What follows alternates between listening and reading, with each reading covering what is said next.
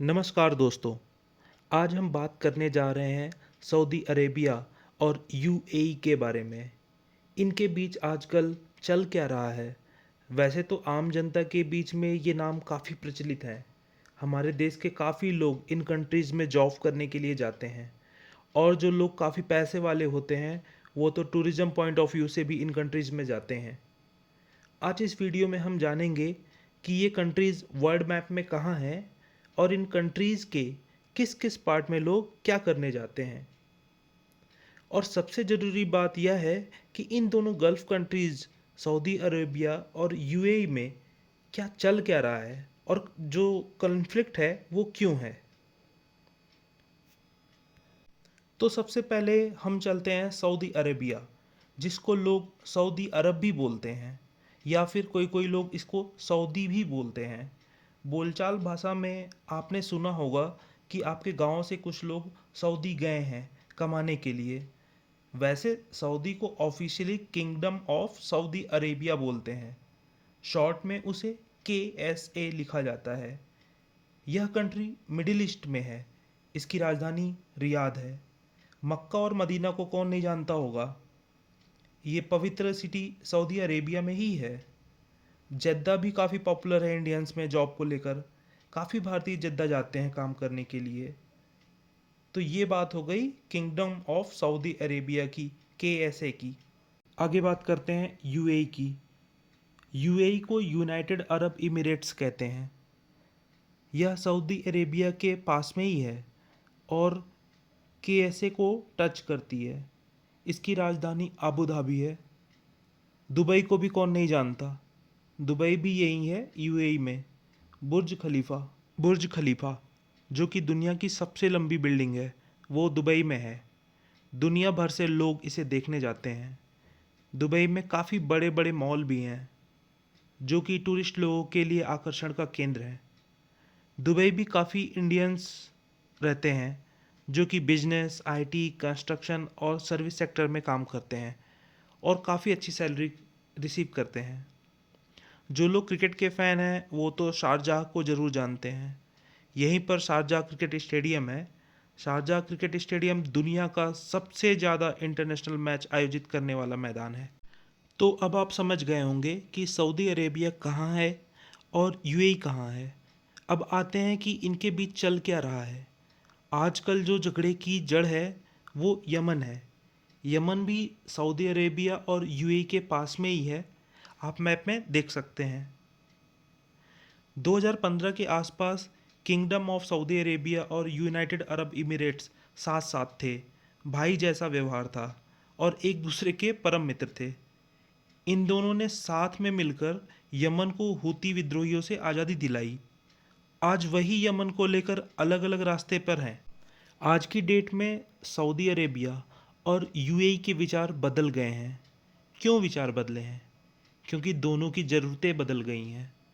UAE चाहता है कि यमन में एक स्ट्रॉन्ग कंट्री बने जो कि सऊदी बॉर्डर सुरक्षित रहे। अगर यमन में स्टेबल गवर्नमेंट रहेगी तो सऊदी अरेबिया को अपने साउथ बॉर्डर के बारे में टेंशन नहीं लेनी पड़ेगी। लेकिन यूएई यमन के सदर्न पोर्ट में अपना इन्फ्लुएंस जमाने के लिए सेपरेटिस्ट विचारधारा को सपोर्ट कर रहा है, जिससे कि यमन के सदर्न पार्ट में अनस्टेबिलिटी है और वह यमन के सदर्न पार्ट पर कंट्रोल करने का प्रयास कर रहा है। ये वही बात हो गई है कि अपना काम बनाने के लिए दूसरों का काम बिगाड़ रहे हैं। तो जो यमन का सदर्न पार्ट है वो अगर अनस्टेबल रहता है तो यूएई को वहाँ पे फ़ायदा होता है, क्योंकि यूएई का इन्फ्लुएंस होगा और सदर्न पार्ट को अनस्टेबल करने में वहाँ के विद्रोहियों को फंडिंग यूएई कर रहा है और पूरे यमन को स्टेबल चाहता है किंगडम ऑफ सऊदी अरेबिया। इन दोनों की नीड ही डिफरेंट है यमन को लेकर के, यमन के उस पॉइंट को लेकर के। चलिए थोड़ा आगे हम और डिटेल में बताते हैं। किंगडम ऑफ सऊदी अरेबिया को रूल मोहम्मद बिन सलमान कर रहे हैं, जिनको MBS कहा जाता है। और वैसे ही यूनाइटेड अरब इमिरेट्स को रूल मोहम्मद बिन जायद अल नहयान, जिन्हें MBZ कहा जाता है। तो सऊदी अरेबिया को MBS रूल कर रहे हैं, यूनाइटेड अरब इमिरेट्स को MBZ रूल कर रहे हैं।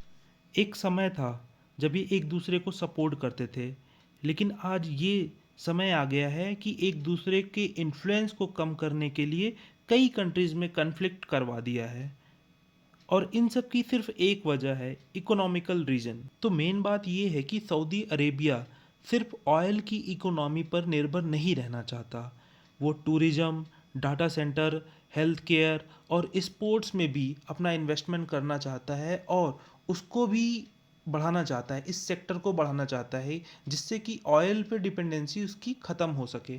फिर आता है यूएई। यूए में तो ऑलरेडी ये सब है। इसमें क्या है कि दोनों के इंटरेस्ट में कन्फ्लिक्ट हो रहा है।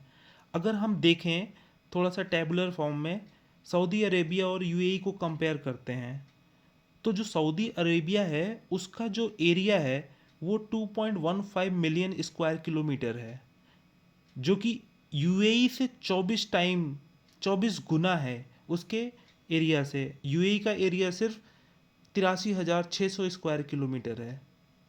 तो हम देख सकते हैं कि जो सऊदी अरेबिया का एरिया है वो यूएई के एरिया से 24 गुना है।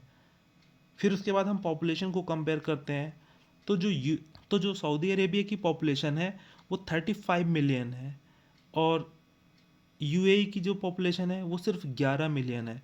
और गौर करने वाली बात एक और है, जो सऊदी अरेबिया की 35 मिलियन पॉपुलेशन है उसमें 20 मिलियन लोग वहीं के हैं, लेकिन जो यूनाइटेड अरब इमिरेट्स की पॉपुलेशन है 11 मिलियंस में से सिर्फ 1 मिलियन वहाँ के हैं, बाकी 10 मिलियन बाहर के लोग हैं। फिर आता है किसके पास ज़्यादा रिजर्व है, तो almost 267 billion barrel Saudi Arabia के पास है, और यूए के पास लगभग 100 बिलियन बैरल्स है। तो आज की डेट में सऊदी अरेबिया जो करना चाह रहा है वो यूएई सब करके बैठा है, अगर देखा जाए तो इकोनॉमिकल पॉइंट ऑफ व्यू से।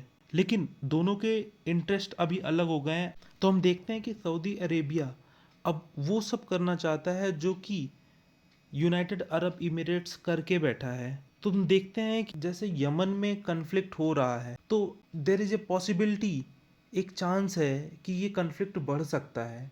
तो इस कन्फ्लिक्ट में सऊदी अरेबिया की जीत होगी या फिर यूएई की जीत होगी, तो उसको बता पाना काफ़ी मुश्किल है।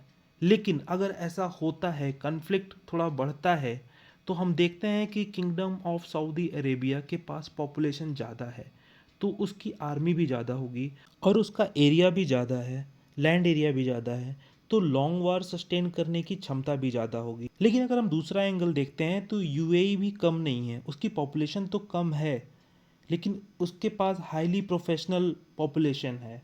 इसके पास एयर पावर है, ड्रोन है, साइबर इंटेलिजेंस है। तो अगर कोई शॉर्ट टर्म कन्फ्लिक्ट होता है तो डेफिनेटली यूएई ही अपर एज पर होगा, बट हम जानते हैं कि ऐसा होने नहीं दिया जाएगा। United states, European union, China, ये सब रोकेंगे, क्योंकि ऑयल सप्लाई ग्लोबल इशू है, और सऊदी अरेबिया और United Arab emirates oil supply और डेवलपमेंट और टेक्नोलॉजी के फील्ड में काफ़ी अहम भूमिका रखते हैं। तो मेरे ख्याल से इन दोनों कंट्रीज़ को साथ में बैठ करके डिस्कस करके एक पॉजिटिव सोल्यूशन की तरफ जाना चाहिए, जिससे सोल्यूशन ओरिएंटेड काम हो सके और वर्ल्ड में पीस और स्टेबिलिटी बनी रहे। आपका क्या ओपिनियन है, कैसे सऊदी अरब और यूएई कॉन्फ्लिक्ट को ख़त्म कर सकते हैं? कमेंट करके आप बता सकते हैं। Thank you.